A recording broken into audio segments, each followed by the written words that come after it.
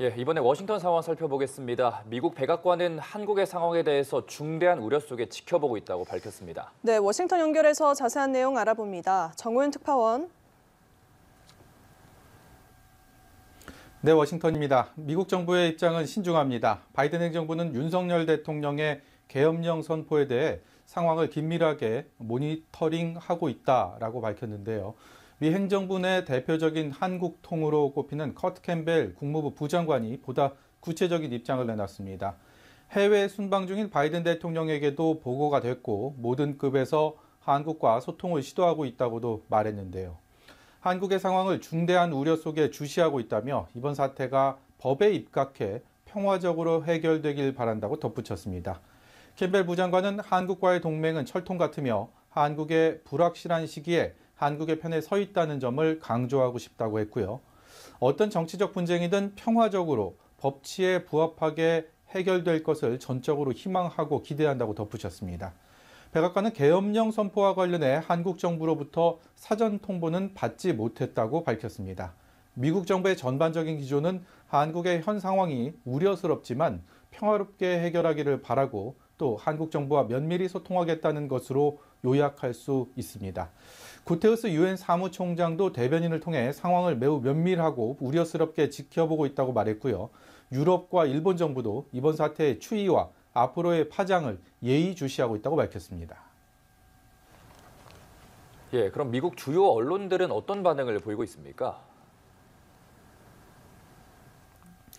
네, 백악관과 달리 미국 언론을 비롯한 주요 외신들은 한국의 현 상황을 앞다퉈 주요 뉴스로 다루며 시시각각 속보를 내보내고 있습니다.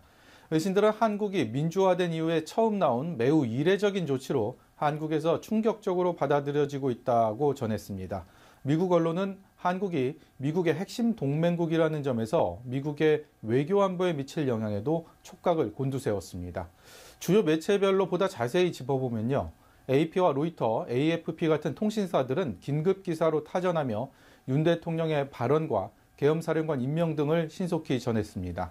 로이터 통신의 경우 1980년대 이후 민주적이라고 여겨온 한국에 큰 충격파를 던졌다고 보도하기도 했습니다. CNN 방송은 매 시간대별 뉴스 헤드라인으로 한국의 계엄령 선포 상황을 내보내고 있는데요. 한반도 문제 전문가들이 출연해 이번 사태를 분석, 평가했고 한국계 백악관 출입기자도 스튜디오에 나와 이번 계엄령 선포와 관련한 주요 소식을 전했습니다.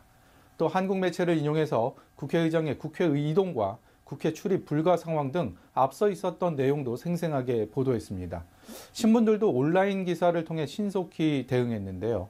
워싱턴 포스트는 서울발 기사를 통해 이번 결정이 한국의 국정 운영에 어떤 영향을 미칠지는 아직 불명확하다고 분석했습니다.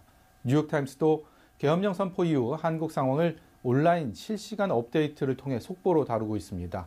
미국뿐 아니라 영국 BBC 방송, 파이낸셜 타임스 같은 유력 언론들도 이번 사태를 비중 있게 전했고요. NHK와 교도통신, 마이니치 신문 등 일본 언론들도 서울발 뉴스에 대한 실시간 속보와 함께 자세한 분석 기사를 내놨습니다. 중국의 포털 사이트에서는 한국의 계엄령 관련 뉴스가 실시간 검색어 1위에 오른 등 세계 각국의 시선이 한국에 온통 집중된 모습입니다. 지금까지 워싱턴에서 연합뉴스TV 정호윤입니다.